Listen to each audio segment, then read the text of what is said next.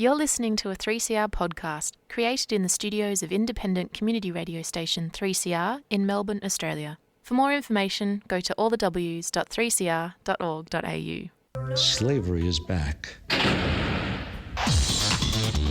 Welcome to a place where private business profit from a captive labour force, yet pennies are spent on medical services to a population in which the Indigenous, the poor and the mentally ill are overrepresented.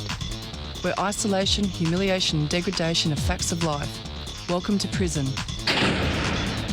It depends who's telling the story, I suppose. The prisoners would have one view, the people who work in the prison system would have another, and I think it's up to people to decide where the truth is. Give government propaganda and the media spin doctors the flick. And check out Doin Time for news, views and tunes on prison issues from Guantanamo Bay to Christmas Island to prisons and detention centres everywhere. Every Monday at 4 p.m. on your community radio 3CR. We are still fired up and we're still talking about revolution. Hello and welcome to the Doin Time show. This is 3CR Community Radio, 855 AM on the dial, streaming live on www.3cr.org.au. And a warning that this episode of Doin Time contains audio images of Aboriginal and Torres Strait Islander people who have died and graphic discussion of deaths in custody and massacres. Joining us on the show is Keith Munro, Aboriginal Co-Chair, Friends of Mile Creek Memorial National Committee. And last week we interviewed Bo Spearham, who is the speaker for the Mile Creek Memorial this year. Keith is the grandson of Uncle Lyle Munro Sr.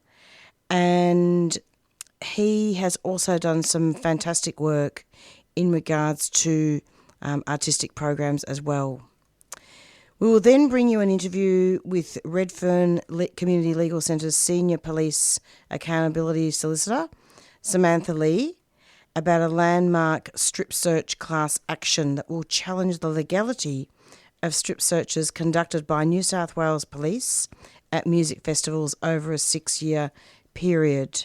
Last week I interviewed Nina Story, who has exited prison, and we spoke to her about strip searches of women in prison. I'm now delighted to welcome Keith onto the show to talk about the Mile Creek Massacre and also to publicise a very special annual memorial.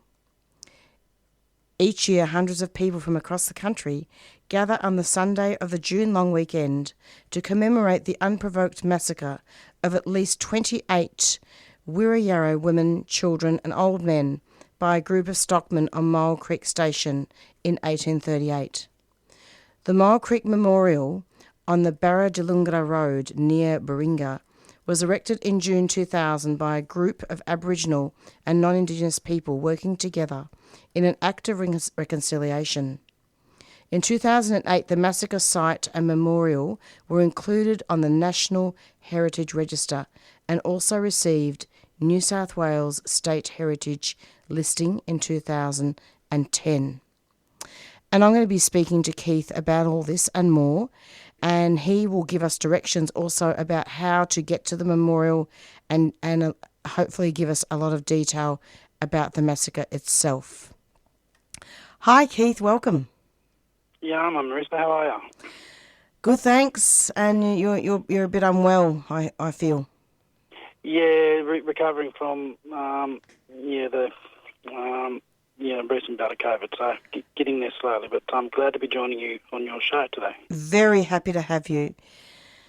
Now, Keith, year in, year out, we've been interviewing about the massacre, the Mile Creek Massacre, and there's been the memorial. Can you tell listeners, particularly because there may be new people joining us, can you talk to us about the Mile Creek Massacre and the upcoming memorial? Sure. So every year over the long weekend in June, the Mile Creek Committee holds a commemoration to pay our respects to one of the most significant massacre events to happen in our national narrative. On the 10th of June 1838, a group of stockmen led by free men led an unprovoked but premeditated act against at least 28 Wirraway men, women and old men. It was the only time in our history where non-Aboriginal people were arrested and brought to trial in a court of law. They were let off in that first trial. It was the quick actions of the chief prosecutor at the time, George Plunkett, who arrested 7 of the 11 accused from the first trial, and they participated in the second trial, were found guilty and hung. So it is the only time in our history where colonial justice it seemed to be doing the right thing in regards to the treatment of Aboriginal people as the frontier spread across the country. And we come together over the June long weekend to remember the descendants of those people and the living survivors of those people in 2024. So it's really about truth-telling about a side of Australia that's been left out of the history books. Can you comment on that? Well, exactly. We as a country do really well at getting behind our national stories. We are a sporting nation. We love our sport. We get behind our national teams. We have an affiliation with the underdog in those stories, but there are some aspects of our shared history where we've struggled to deal with the trauma of it.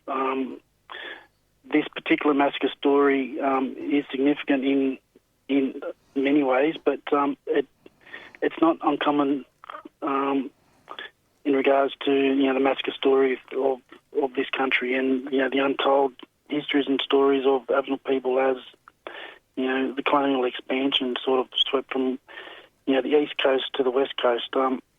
The commemoration, I suppose, is an opportunity for us all to come together. Descendants of the victims and survivors, descendants of the perpetrators, descendants of those who were part of the judicial story of those two court cases, and remember, with a great deal of sadness, and reflect on that story and the importance of truth telling within the community and the people that gather every year. I think is also a significant part of that healing journey for a lot of people. It's an opportunity for us all to acknowledge the truth telling of our massacre story, but also an opportunity for us all to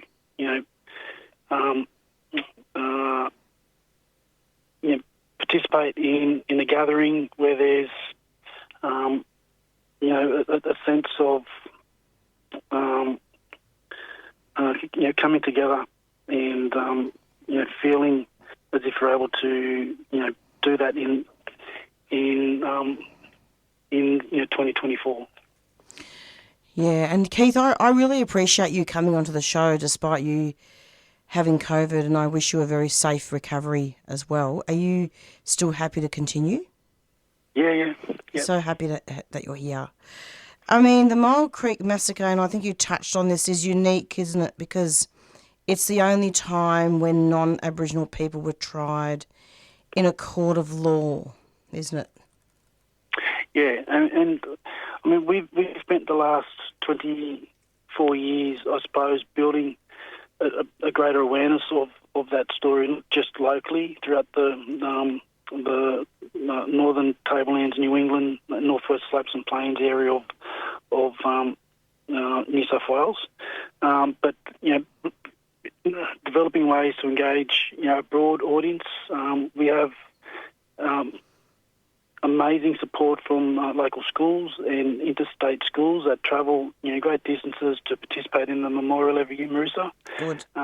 We have an art competition, the schools and student art competition that is themed every year. There's a number of really amazing awards that get handed out every year to engage a younger demographic and the school cohort around the Mile Creek story.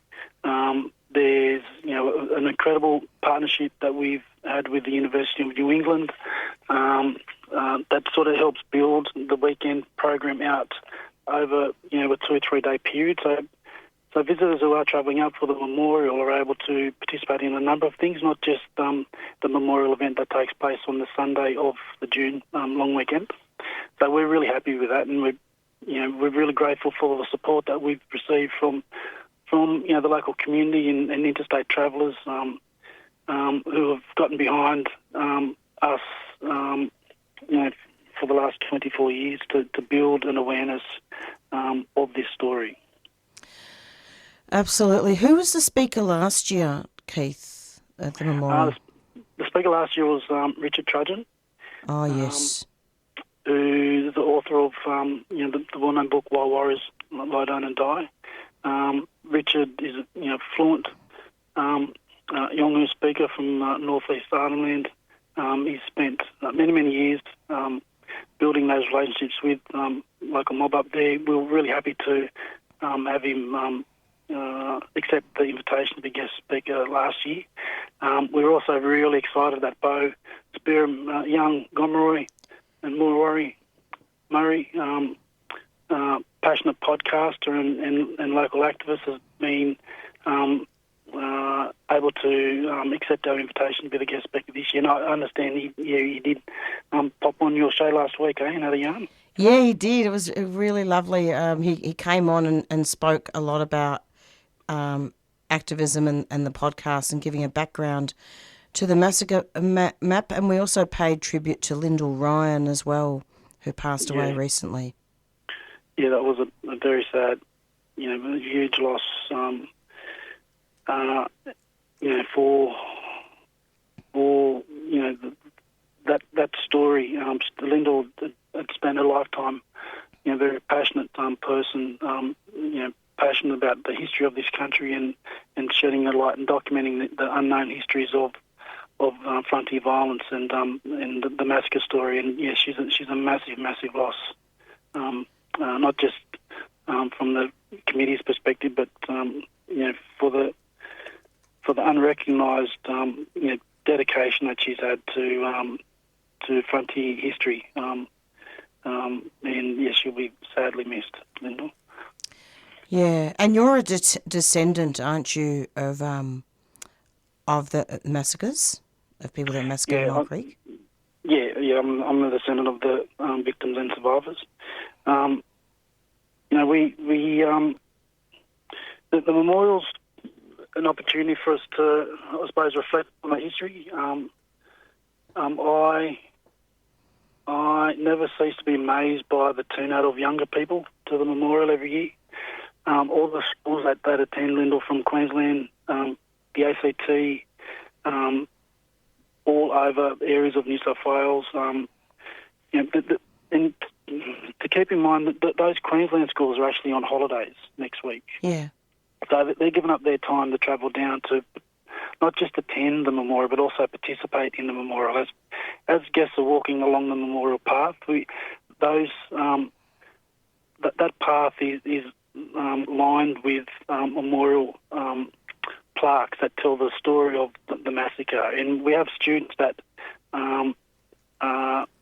read those plaques out as people make their way down to the Memorial Rock. And it's just so amazing to see, school kids from Queensland and the ACT and hopefully Victoria this year, as well as, coastal New South Wales and a large number of schools from the area, line that path to be part of that shared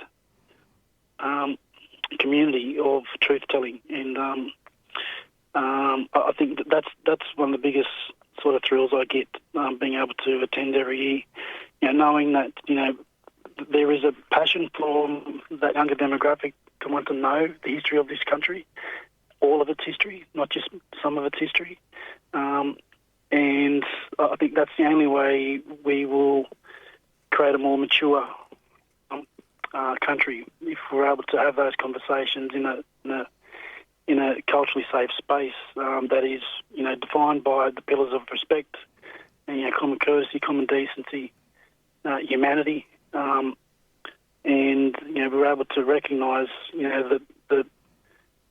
the destructive way and the imbalance in which some of those histories have continued to affect Aboriginal and Torres Strait Islander people today. Absolutely. And I also was, I think I may have seen it on TV sometime, at the documentary about how some people, I think it might have been on NITV actually, where you had some people that attended the memorials over the years that were descendants of the people that had massacred the colonial settlers. Is that right? No, that might have been another one, actually. There has been a number of different stories that have been developed as sort of that arc of that massacre story has been it has been captured and told in different formats as well. It might have been, I'm not too sure. Yeah, I think from my recollection it might have been touched on, but I don't want to talk about it in detail. I just wanted to mention it, that's a wonderful thing, isn't it, when you've got Indigenous and non-Indigenous people getting together who are both descendants. Yeah, I mean, I'm in awe of a number of members in my family that have showed us a path forward. I mean, you're talking about a pretty traumatic event, and I have been fortunate enough to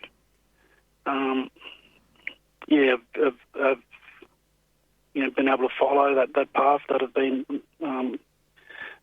created by my aunt and my grandfather, walking with descendants of the perpetrators and community members who are passionate about bringing about change, starting a conversation with Australians around this story.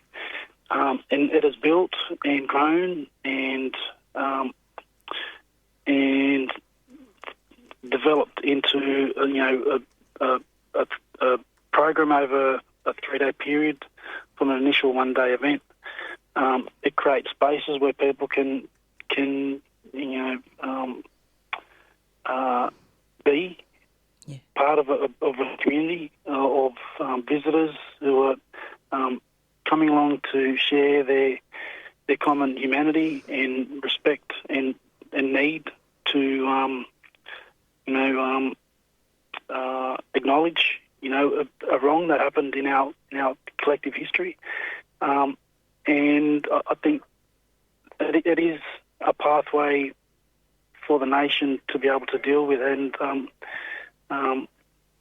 I think that's something that I think gives not just me strength, but also other members of my family and community strength as well, because the ongoing intergenerational trauma is a very real thing, and we struggle, governments struggle addressing that. We see the constant reporting and the closing the gap, and the areas where some of those gaps have not closed or they've closed very little, and I think our massacre story and our massacre histories needs to be central to how we bring people together in order to move forward. And I think that's one of the great things about the memorial. We're able to do that in a safe space, led by the Aboriginal community, and bringing everyone together on that path, and hopefully creating a better future for our kids. Very important. So, Keith, I'm wondering if you could just tell us the dates of the memorial and the anniversary and how people can get there and the address. Okay, so the Memorial Day is actually on Sunday, the 9th of June. It will take place at the Mile Creek Massacre Memorial Site, which is on the Bingra to Delungra Road. It's about 25 kilometres drive from Bingra. There will also be events taking place in Bingra on Saturday, the 8th of June at the Ceramic Break Sculpture Park. And we also have an event that is held at the University of New England Urala Centre in Armidale. That'll be taking place on Friday, the 7th of June, where our guest speaker this year, Bo Spearham, will be participating in a symposium at the Urala Centre at the University of New England. That'll be kicking off on the 7th of June from 10 a.m. till 3. And then we've got the schools competition that this year's theme, 65,000 Years of Awesomeness. Let's celebrate. All of the winners from this year's student art, writing and song competition will be announced on the memorial date on the Sunday the 9th out at the memorial site. The memorial will actually be kicking off at about 9 o'clock. All people are welcome, and your guests are more than welcome to jump on our website as well, Marissa, for more information. Thank you very much, Keith. And also, I should have actually have done this at the beginning, but it's still okay. If you could just tell listeners what land you're from. I'm a proud descendant of the Gomeroi Nation from northwest New South Wales, southwest Queensland. Keith, it is so wonderful to have you back. I really enjoy our chats, and yeah, I hope to meet you sometime. But are there any final comments that you wanted to make during this interview about the memorial? Just that the memorial is celebrating its 24th anniversary this year. It came together following a meeting in 1998 that included the passionate local members of the local community, descendants of the victims and descendants of the perpetrators of the Mile Creek Massacre. We have worked really hard over the last 24 years to find a way through this significant event that has impacted so greatly on the Gomeroi Nation, particularly the descendants of those that were connected to the people that were just so poorly treated on that day, on the 10th of June 1838. But I really would like to invite all of your listeners to attend the memorial if you're able to.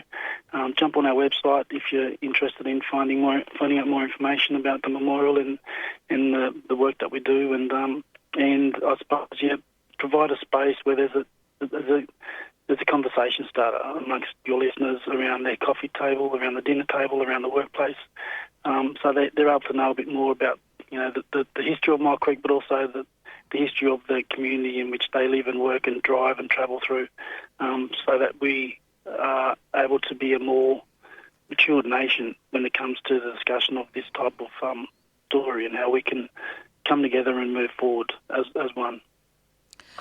I hope so, Keith.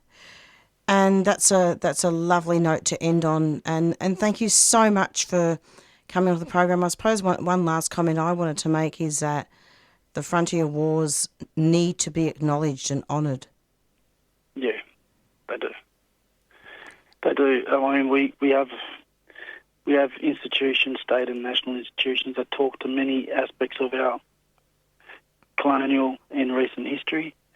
But we do struggle, I suppose, comprehending the rich, deep, ongoing connection Aboriginal people have with our country. You know, that those stories, those sites, those songlines, those water waves,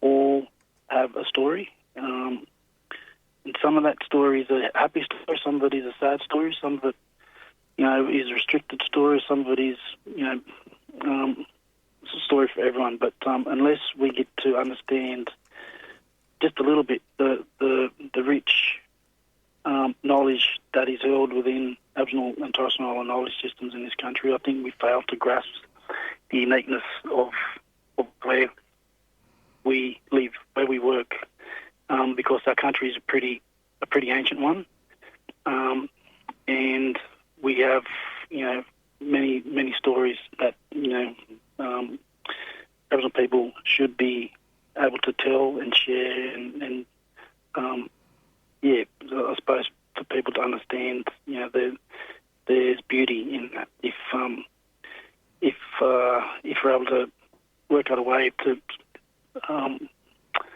come together with respect more often. Absolutely.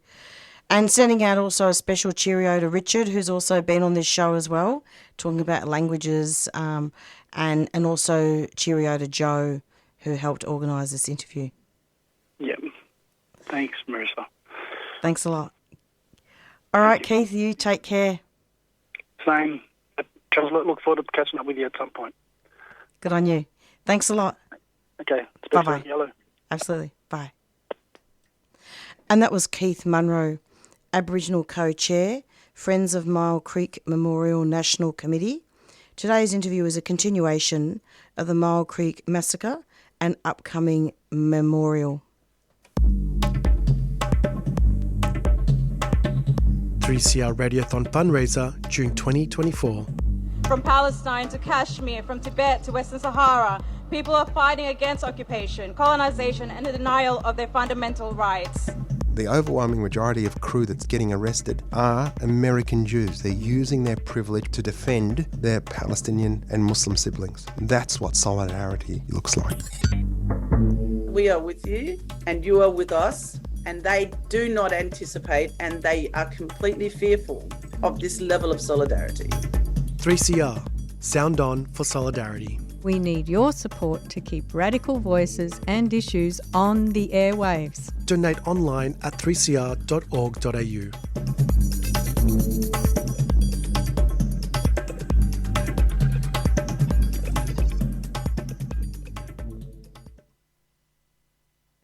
And you're back with the Doin Time show. And next up, we're going to be speaking with Samantha Lee, who's been on this show a few times. I've really enjoyed interviewing her. Samantha Lee is the Senior Police Accountability Solicitor at Redfern Community Legal Centre. And I'm going to be speaking with Sam about the landmark strip search class action that will challenge the legality of strip searches conducted by New South Wales Police at music festivals over a 6-year period. And indeed, I'm going to be talking to Sam quite a lot about strip searches in general. Last week, I actually interviewed Nina Story, who is a woman who's exited prison, and we spoke to her about lived experience and looked at the joint submission with Flat Out and the Human Rights Law Centre in Victoria and spoke about strip searches in prison. But with Sam, we will extend that discussion to look at police and the landmark class action. Hello, Sam. Welcome to the program. Oh, hi. Good to be back on again. Thank you. Lovely to have you. It's been a long time, hasn't it? Yes. Always something new coming up, though, isn't there? Absolutely. So, Sam, would you be able to just talk to us about strip searches in general and provide us with some background about what's going on with the class action? Yeah, so we commenced a campaign around strip searches back in 2019 after discovering that a number of our clients were subjected to a strip search by police.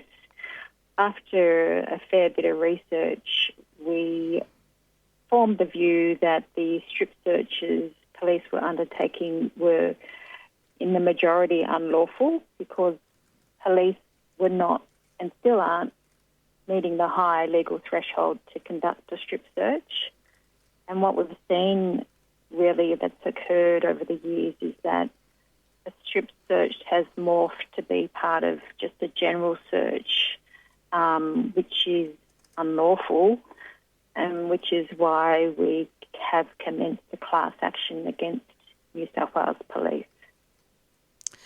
Absolutely. And so I understand that Aboriginal and Torres Strait Islander people have been affected and impacted as well as other marginalised community members.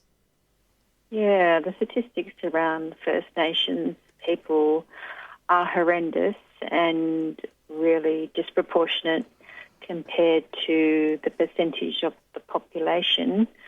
So we recently put out a report in regards to the strip searching of children and found that over a 7-year period, just close to 1,600 children had been strip searched by New South Wales Police, and First Nations children represented around 46% of all of those children who had been strip searched. So the figures alarmingly highlight that strip searching has impacted the most and continues to impact the most on First Nations people. Indeed. And so what this media release on the 24th of May, I believe it's looking at a landmark class action. Are you able to talk about that? Yes, certainly. So Redfern Legal Centre has partnered with a larger law firm by the name of Slater and Gordon to lodge a class action in the New South Wales Supreme Court. The class action is against the New South Wales government, a police for undertaking what we say to be hundreds, possibly even thousands of unlawful strip searches against people in New South Wales. So that action was launched in February, not last year, the year before, and it's gone through the Supreme Court process.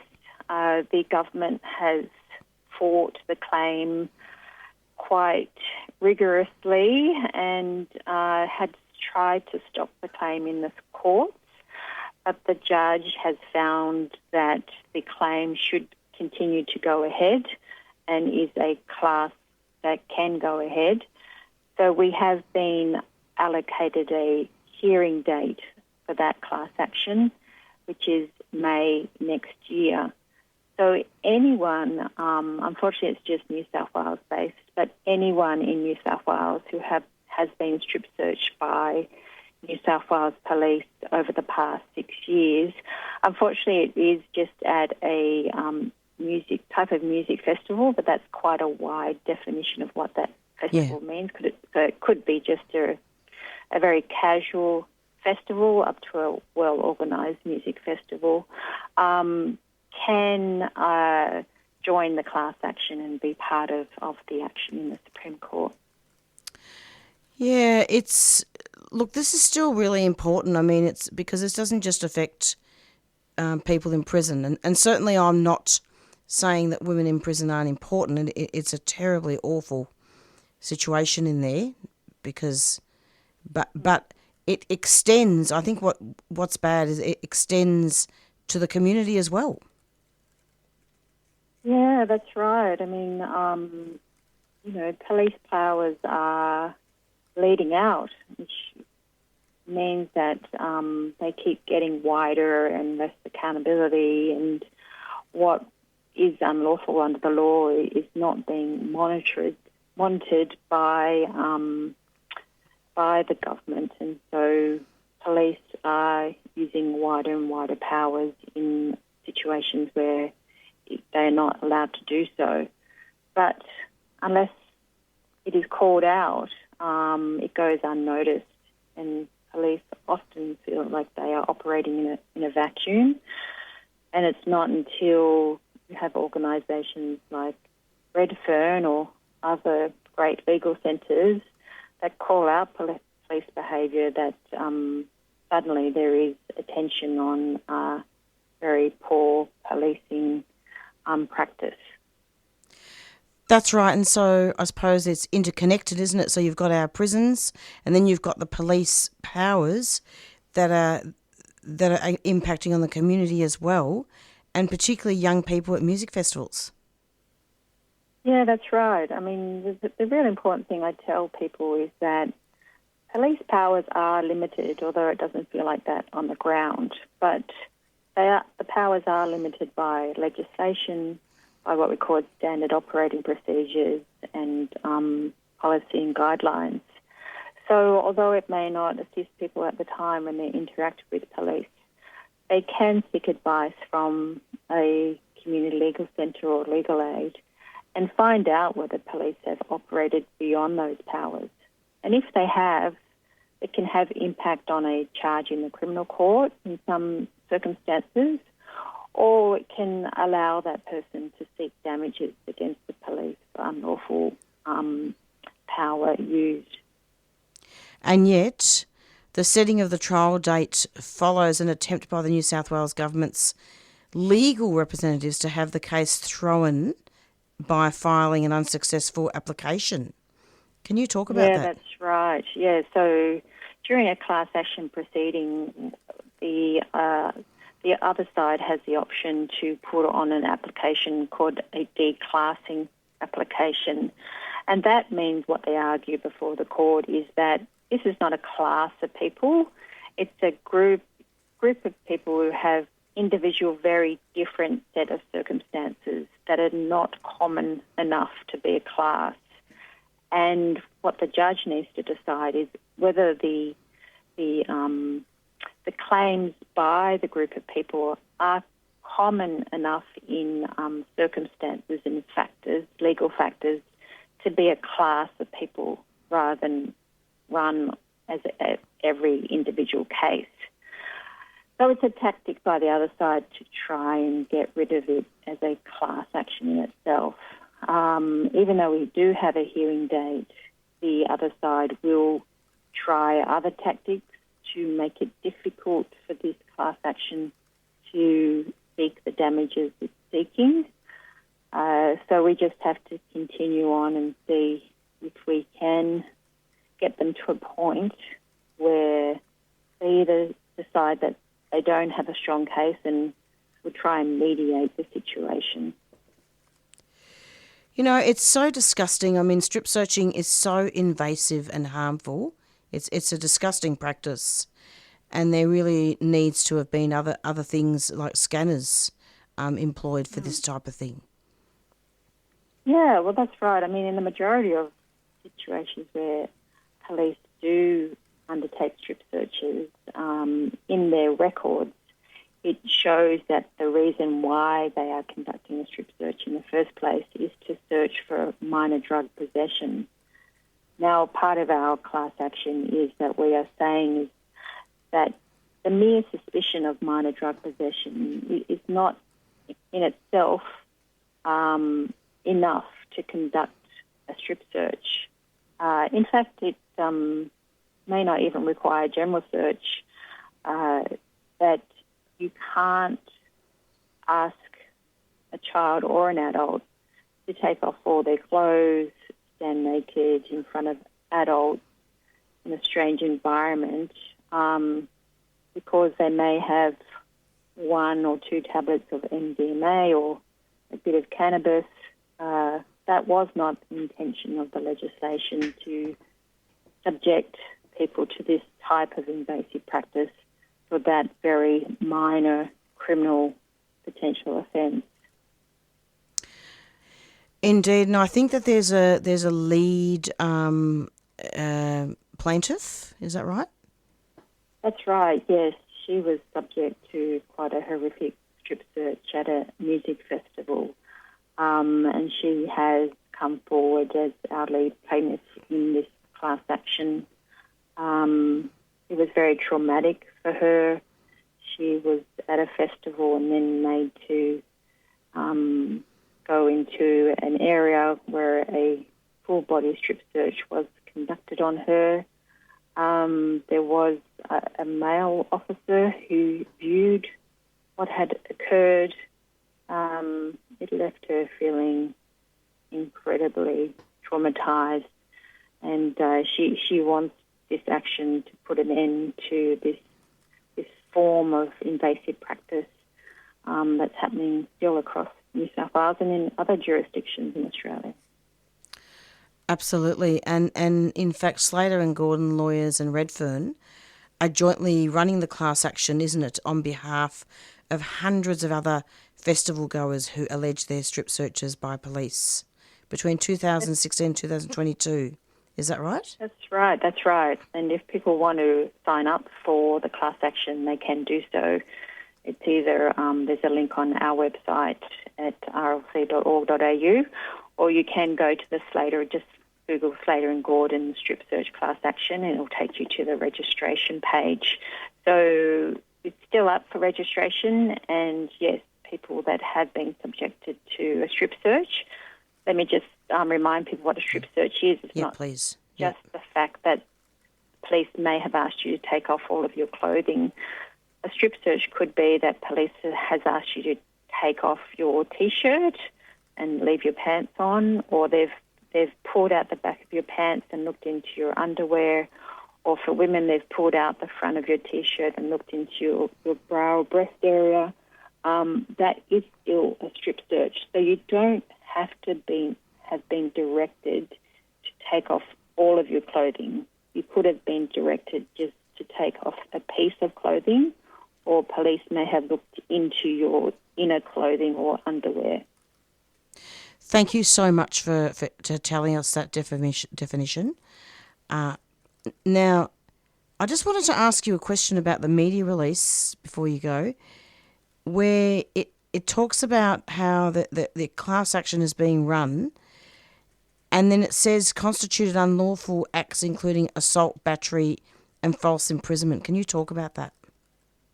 Yeah, so when police use a power unlawfully, let's take, for example, that police stop a person in the street, they can't leave, they are detained there by police.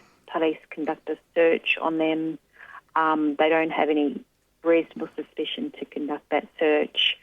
They then leg sweep that person and slam their head on the ground, for example, and then put them in the back of a paddy wagon and take them to the police station. That whole incident has a range of damages that could be attached to it. The fact that the person was made to stay there and was not allowed to leave in itself can constitute under the law, under a civil law, what's called false imprisonment, because they're not allowed to leave.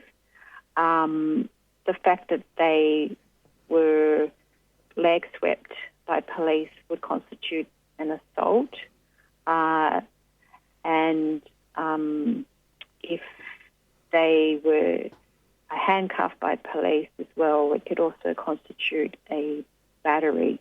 So there's different types of names for damages depending on the action that you can claim against police for that unlawful behaviour, because in that situation we may have found that police did not have the power to either stop the person or search them, or let alone use force on them. All those behaviours by police are found to be unlawful, and a monetary value is attached to the form of damage that is caused by that practice. Thank you so much for describing that. And it's interesting here, I don't think the police are going to do this, but it appears that in addition to the trial date being set, that Justice Garling has ordered that police produce the contact details of everyone searched by police at relevant music festivals so that they can be informed about their rights. Do you really think that The cops are going to do that? Well, the court does have power to enforce that, and under a class action, the other side is required to provide the details of the people that may form part of the action. So they might fight it, but luckily the court does have the last say when it comes to that matter. The Supreme Court has some wide-ranging powers, and it can ensure that that order is complied with by the other side. You've actually given us some very concise details about damages and how to seek those damages, so I want to thank you for that. I mean, I'm looking forward to the court determining important legal issues, and so that people can be properly compensated. Yeah, absolutely. It would be a landmark case if this were to succeed, and it really will shine a light on a horrific long-term police behaviour that has been allowed to fester for many years. And I really hope it puts an end to this harmful and invasive practice.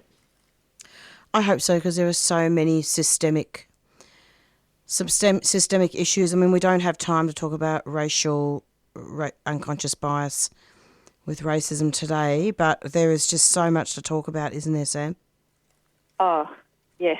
It's a show in itself, isn't it? Absolutely. Thank you so much for coming onto the program. Are there any final comments that you'd like to make before we finish? All the comments, I think, are that, police can be brought to account. Although it's not easy, it can be done. Let's keep doing it. Absolutely. Good on you, Sam. Thanks so much. And anybody that wants to have a look, to contribute and join the class action, because it is indeed a class action, what's the website there again, Sam? rlc.org.au. Thank you so much. Take care. Thank you. You too. Bye. Bye-bye. And that was Samantha Lee, and Samantha Lee is from the Redfern Community Legal Centre, and she's the Senior Police Accountability Solicitor. It's approximately 4:47, and stay tuned for the Doin Time show.